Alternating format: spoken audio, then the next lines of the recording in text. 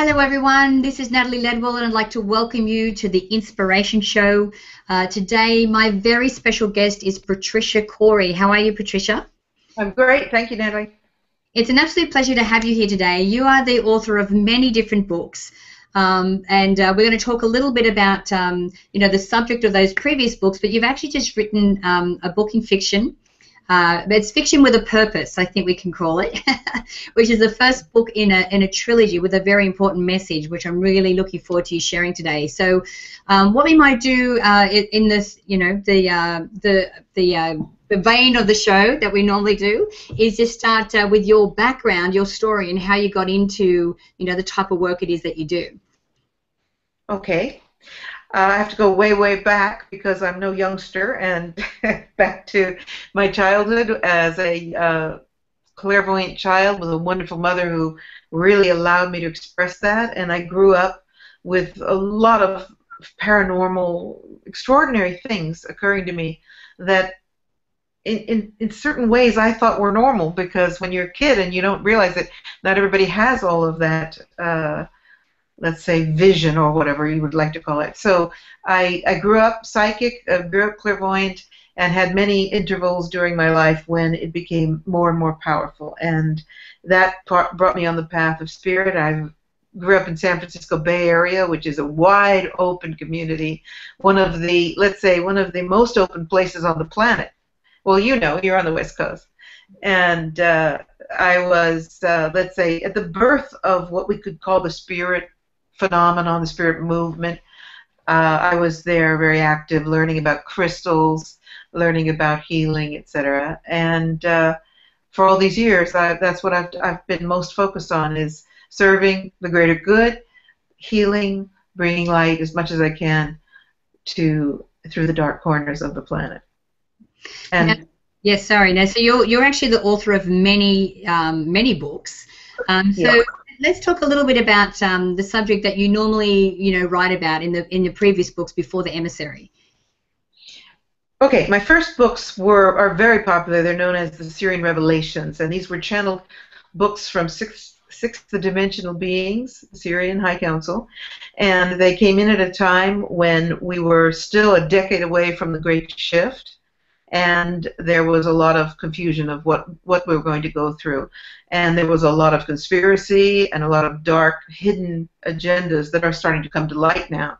In fact, have come to light. I think people finally are getting it. So they were instrumental in helping people understand our role in the galactic shift, our role as beings, members of a galactic community. And that's huge, because until now we've believed we're orphans, the only beings in this magnificent multiverse. So this material was very inspirational for people, because also it was filled with hope and with vision of our ascending out of the density of this 3D illusion and taking our role as multidimensional beings in this incredible multiverse. Right, so you're talking about the shift, or the big shift. Does this have anything to do with the events that happened on December 21st in 2012? Yeah, I think most of all, when people say, well, what happened? We didn't ascend. I didn't go through any great light. I don't get it. And it makes me laugh, because we had the same phenomenon with Y2K, when everybody thought the world would end because the computers would switch off or whatever. And the essence of it is, we know that we've entered into a new cyclical, celestial cycle, a very important cycle. But more than that, we shifted so much in 2012, because when we survived it, all of the gloom and doom, all of the incredible fear that we would not survive that, disappeared overnight. And that was a huge shift. You know the law of attraction and how things manifest. So when all that fear, all those billions of people that were wondering if they would survive it, that went overnight. Of course we had to experience a big shift. And that alone. And I think that people's expectations were very different of what it would be like, so they might not have realized or sensed or appreciated this aspect of the shift, which is, it's a whole new world now. We know we survived that. Maybe we can survive anything, And wow, what does that mean for the possibilities of what we're going to manifest now? Exactly. So, I mean, I've mentioned this before on the show how, I've noticed, and not specifically since December 21st, but I've actually noticed the growing number of conversations that I'm having with friends and with people that are more consciously aware, that are sort of more worldly aware than they were before. Because I live in California, so sometimes I'm like, yes, I'm just in the California bubble. But I'm actually, even when I go back to Australia and when I travel, I'm still having these amazing conversations. Is this what you're finding as well? Well, yes, I live in Europe, so there's also another consciousness in Europe because it's a whole new media slant and whatever. But I have to say that without a question, I travel all over the world, and that old mindset of "Phew, you're a bunch of foo-foo people," what are we called? Woo-woo people. That is shifting, especially because the quantum scientists are now saying maybe they've got it right after all. When I had my radio show Beyond the Matrix, I had Michio Kaku on, and he said, maybe we're realizing now, Patricia, that science is in fact catching up with the spiritual people. And I said, well, yay, it's about time. Welcome to our world. So there's also that. Science and spirit are merging, and that is allowing a lot of people that were blocked before to say, well, hey, the scientists are saying it too. Maybe there's something to it. And that's a wonderful experience. And I am personally very attracted to the merging of science and spirit, and how this means, which is one of the reasons why I've written a fiction book. I want to be able to give people enough of a venue, a vehicle to embrace spirit, and yet give them the fact, give them the storyline that will help them embrace it. Absolutely. I know I just was recently speaking at a Law of Attraction event in Palm Springs, and it was interesting to see because, everyone was talking about Law of Attraction. Some of us were talking about quantum science, but how science and spirituality really are becoming very, very closely combined now, and how we can actually, for regular people or for people that are like, you're right, there's a little bit woo-woo, it's a little bit out there, to have that scientific evidence or that scientific backup of, what we've been saying for a while now, is really helping to change people's perception. So where do you see this shift taking us? What can we expect, or how can we see the world changing as a result of this shift? I'd like to, before I answer that question, I'd like to add to what you said, and that is that when you hear quantum physicians saying, we now understand that you cannot have an objective scientific test because the mere fact of observing it affects its outcome. That is so simple, and yet it's everything. So I think that where we're headed is to understand cause and effect like we've never have before, and of course, in your terms, law of attraction, and how we manifest everything around us. And what's important now is to take ownership of that power, of that creative ability, and to turn it out not only for our own betterment, because let's face it, a lot of the techniques we learn are about becoming more gifted, becoming more successful, etc. I think that we are at a time now where we really need to bring that out to the greater community, because we need to heal this planet. This planet needs help, and we need to stop to really embody what we're talking about, and that is the oneness. And so wonderful that we're getting it. Now let's see that we can spread this around the world and make everyone understand their part in that oneness, and by doing that, heal the planet and prepare ourselves for what I believe is soon to be the revealing of our greater galactic family. I'm very excited about that. I'm so ready.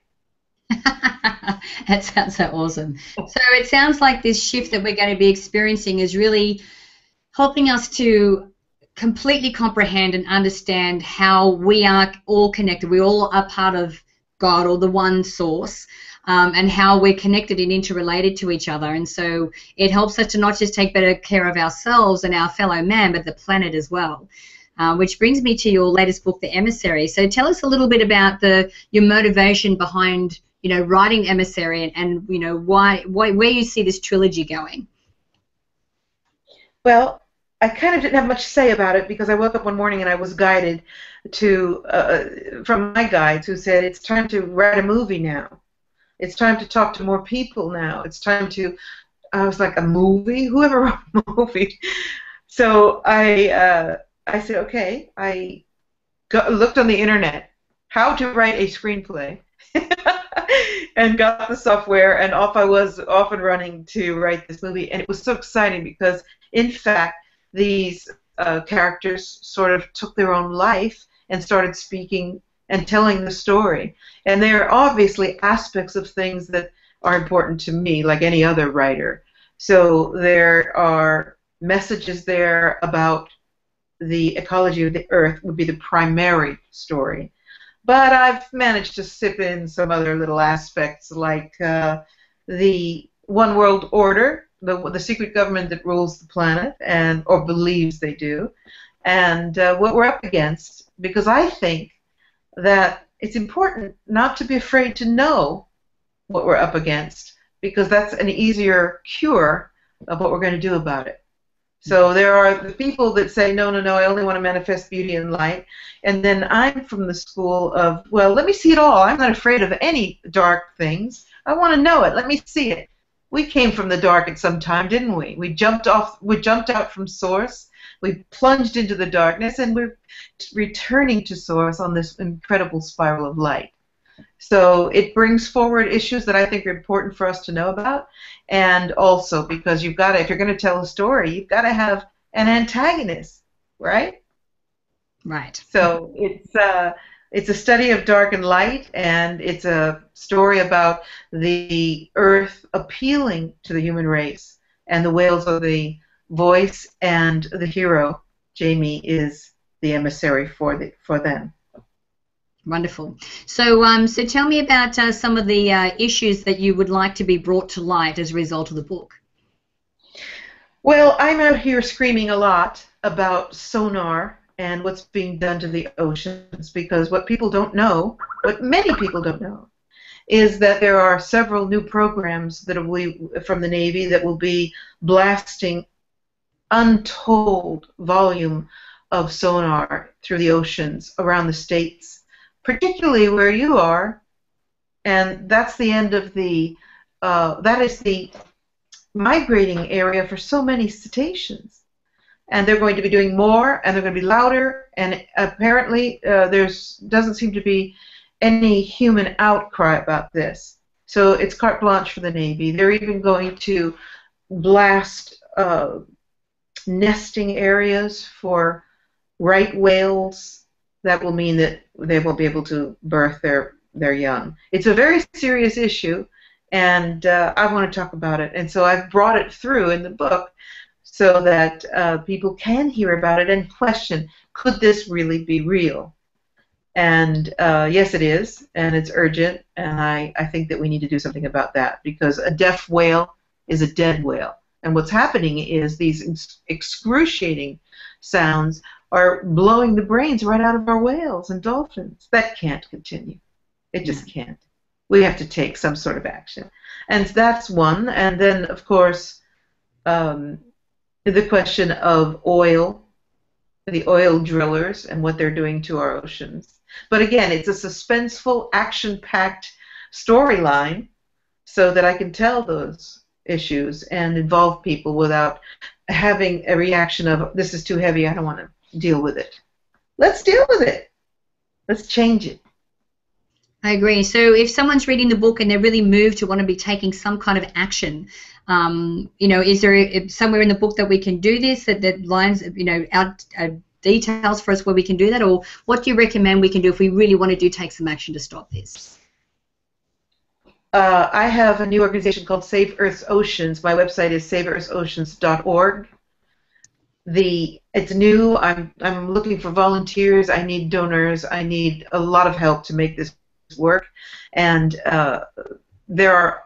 I don't want to make this sound like a plea for my own interest. So if people want to do something, just move, do it. There are organizations that are doing great things. You've heard that they've stopped whaling for the time being. The Japanese have been stopped on their whaling ships. Isn't that exciting? And I know you're Australian. So they are no longer allowed to take those animals in the name of research. And this is due to human pressure. This is due to us, the petitions, the work, Sea Shepherd, Greenpeace. And so I'm new, I'm a little organization, but I support them as well. And what I'm telling people is do something. Sign a petition. Don't be afraid. Send some money. I always say, these are our warriors. The Sea Shepherd, they're hanging off ships. Their lives are at stake every day. And we say, oh, yes, that's wonderful, thank you so much. But send money to, send what you can, do what you can. Give up a cappuccino a week at Starbucks and send money to an organization that you believe in and that you trust in. And then, of course, there are so many things, cleaning up the beaches, being aware. When you see, I saw recently a tortoise, and it had grown around this horrific plastic top caps for the 6-packs of beer, and this poor tortoise, it was half, and then this little waist, and then another half distortion, struggling in the hand of man. I can't stand it. So I think this is my way to hopefully get more people to pay attention. Excellent. Now, Patricia, I know that you actually have a live event coming up very soon. So that people can actually get to connect with you more and the work that you do. So tell us a little bit about what you've got coming up in May. Thank you for that. I will be back in the States after 10 years. I live in Italy, so I haven't been back. And I'm doing a tour in the States for the book. But I'm also giving 2 workshops. And one is in San Francisco, May 10th and 11th. And this is my DNA, very powerful DNA activation. It's about rewriting the genetic information at the cellular level, and it's very empowering, and some people say it's quite life-altering. So it's a 2-day intensive, and it's being held at San Francisco. What more beautiful place, San Francisco by the Bay. So people can write to me about that and for more information. And I'm doing another in Miami on May 24th and 25th, and that is the same workshop. And I'm also speaking at the Westwood Public Library in LA, but I don't remember the date. And I'm also been invited to the Agape Spiritual Center for a book signing on the 18th of May. So hopefully I will see some people. Perhaps you and I can get together as well. Well, I will definitely see you at Agape. That is my Sunday morning ritual. I don't live far from there, so fantastic. I'll definitely Fantastic. So if we want to send people somewhere to find out more about you, Patricia, and about the dates and everything you've got coming up, where can we send them? There's patriciacori.com. There's also the Syrian Revelations.net. That's my main site. And there's a website for the new book, The Emissary, theemissary.net. And I always tell people, if you can't find me on any of those, just Google Patricia Cori, because I'm pretty visible on the internet. Wonderful. Well, I look forward to meeting you very soon, and can't wait for that. And again, thank you so much for joining me today and being able to share this amazing message. And I wish you the best with your book, The Emissary. Thank you so much. I wish you all the best as well. Great, thank you. Now, guys, I encourage you to share this video. You can do that by clicking the Facebook and the Twitter share buttons on this page. I also, if you haven't downloaded the app, make sure that you do that so you can watch the shows on the go. You don't actually have to be in front of your computer anymore. And make sure that you put your email in the box on this page as well, because I would love to send you the Manifesting with the Masters video e-course. It's valued at $87, and I'd love to send it to you for free. So until next time, remember to live large, choose courageously, and love without limits. We'll see you soon.